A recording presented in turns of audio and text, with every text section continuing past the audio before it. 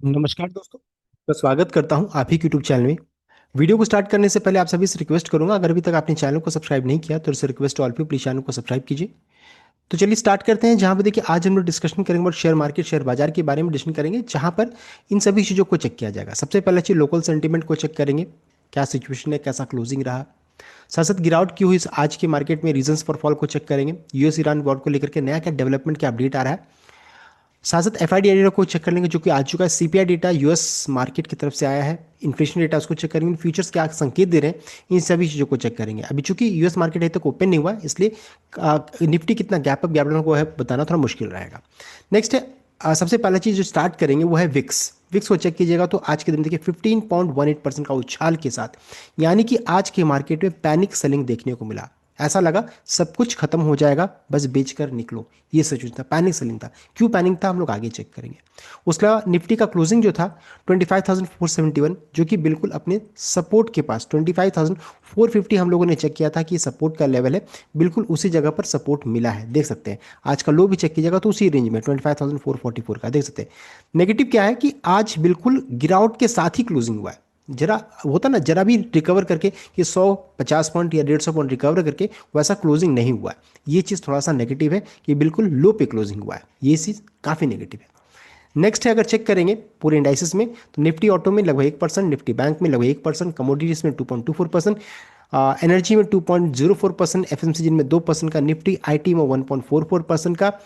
And उसके अलावा check करेंगे निफ्टी मीडिया में 0.76, निफ्टी मेटल में 3.31, निफ्टी एमएनसी में 1.9। यानी कि कोई भी ऐसा सेक्टर बचा नहीं था ना जहाँ पे गिरावट नहीं था। अधिकतर सेक्टर्स में चेक कीजिएगा भारी भरकम पिटाई हो रही थी।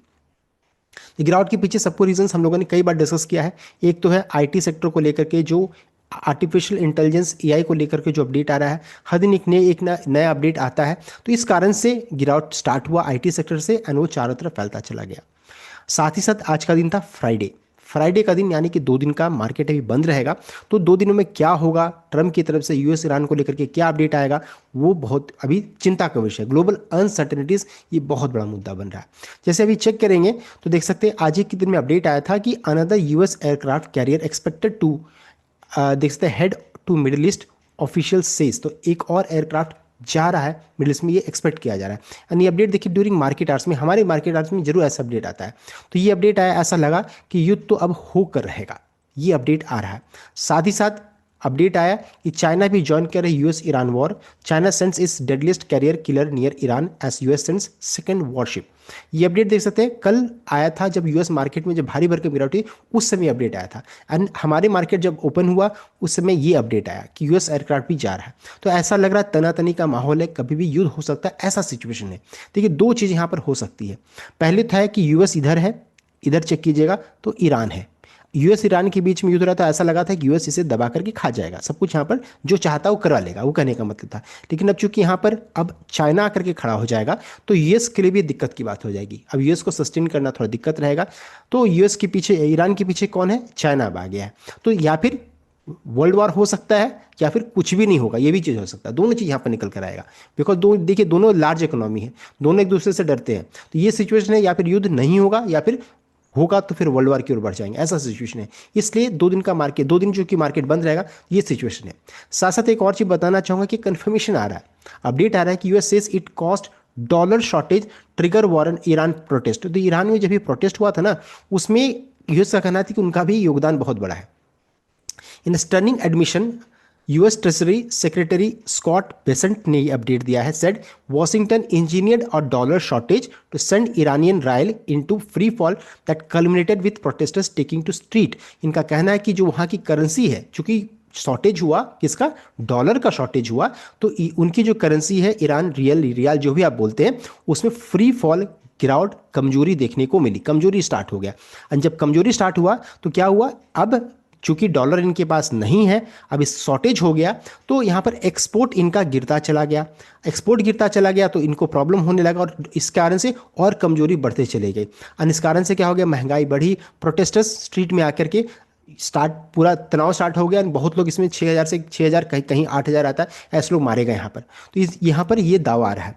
United States Treasury Secretary Scott Bessent has claimed that Washington engineer a dollar shortage in Iran to send the rial into free fall and cost protest on the street. इनका ये मानना है।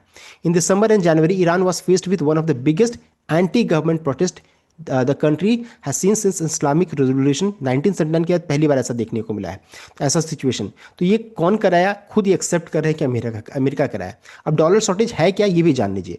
डॉलर शॉर्टेज जो है refer करता है refers to when a country does not have enough US dollar to pay for thing in need from the rest of the world. तो जो दूसरी कंट्री से, मान लीजिए हम लोग कोई सामान चाहिए तो हम लोग क्या करते हैं, करेंसी जो यूज करते हैं उसे डॉलर, हम लोग रुपए में नहीं खरीदते, डॉलर्स में खरीदते हैं। और इस जगह पर क्या हुआ कि ईरान के पास डॉलर की कमी हुई तो क्या हुआ, एक्सपोर्ट्स वगैरह सब बंद हो गया, सामान का दाम बढ़ने लगा। US dollar in the main currency used in global trade, specially for oil, machinery and loan repayment, which mean countries need a study supply of it. तो इतनी सारी चीज़ों के लिए क्या चाहिए, डॉलर चाहिए।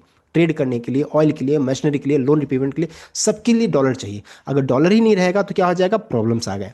सो if export fall and sanction block access to US financial system, dollar can be become scarce, as a result the local currency weaken, price of imported good rise. तो जो सामान जो था वो महंगा होता चला गया एंड इन्फ्लेशन वर्सन, तो इन्फ्लेशन बढ़ता चला गया। तो ये सिचुएशन है, ये क्रिएट किया गया यूएस की तरफ से, ये अपडेट आ रहा है। तो ये बहुत ही शर्मनाक बात यहाँ पर देखने को मिल रही है, जो खुद यूएस की तरफ से कंफर्मेशन आ रहा है। तो ये सिचुएशन है, खुद वो करा रहे हैं सभी चीज, एंड ये चीज़ हमारे करेंसी में भी देखने को मिला है। अगर आप चेक कीजिएगा तो आरबीआई की तरफ से भी अपडेट आया था डॉलर को लेकर के कि बैंक से डॉलर खरीद रहे हैं, सब कुछ कर रहे हैं। एंड अभी देखिए हमारे रुपए की भी स्थिति यहाँ पर इसी तरह की देखने को मिल रही है। तो अभी है कि ये सिचुएशन है कि अभी जो ऐसा लग रहा है कि सब कुछ अमेरिका की तरफ से हो रहा है, वो सब कुछ पकड़ के रखना चाह रहा है। ये दिक्कत वाली बात यहाँ पर देखने को मिली। तो जो मुद्दे की बात थी मैंने बता दिया कि हमारे रुपए में भी कमजोरी देखिए, इसी तरह का सिचुएशन देखने को मिल रहा है। तो इकोनॉमी को संभालना बहुत ज़रूरी है, ये कहने का मतलब है। नेक्स्ट है, अभी ईरान और मान लीजिए ईरान और यूएस के बीच में युद्ध होता है तो हमारे लिए क्यों ये बड़ा मुद्दा बन जा रहा है? उसके पीछे रीज़न क्या है कि देखिए, ये हमारा हो गया कांडला पोर्ट, यहाँ पर कांडला है, यहाँ पर चेक कीजिएगा तो ये देखिए ये आपका हो गया छब्बर पोर्ट हो गया, देख सकते हैं छब्बर पोर्ट, जबर पोर्ट, जो भी बोलते हैं आप, ये पोर्ट हो गया।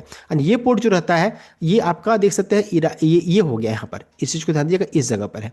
तो अगर मान लीजिए ईरान के साथ ईरान अगर मान लीजिए यहाँ पर अटैक हो जाता है तो ये पोर्ट जो है जिसमें हमारा बहुत बड़ा इन्वेस्टमेंट लगा हुआ है, साथ ही साथ ये देखिए बिना पाकिस्तान गए हुए हम लोग सब काम कर लेते हैं, अफगानिस्तान जहाँ भी जाना है तो ये रूट को हम लोग ना फॉलो करते हैं, हम लोग इस रूट को फॉलो करते हुए पूरा ट्रेड वगैरह सब कुछ करते हैं। अगर मान लीजिए यहाँ पर अटैक हो जाता है तो ये हमारा इन्वेस्टमेंट का भी पार्ट, इन्वेस्टमेंट हमारा किया हुआ, साथ ही साथ हमारे लिए बहुत बड़ा जो जो ट्रेड जो रहता है ना उसको शॉर्ट कर देता है, टाइम को शॉर्ट कर देता है, मनी को शॉर्ट कर देता है, तो बहुत सारी चीज़ों के लिए क्रिटिकल पॉइंट हो जाता है। तो ये हमारे लिए प्रॉब्लम हो जाएगा ये पोर्ट।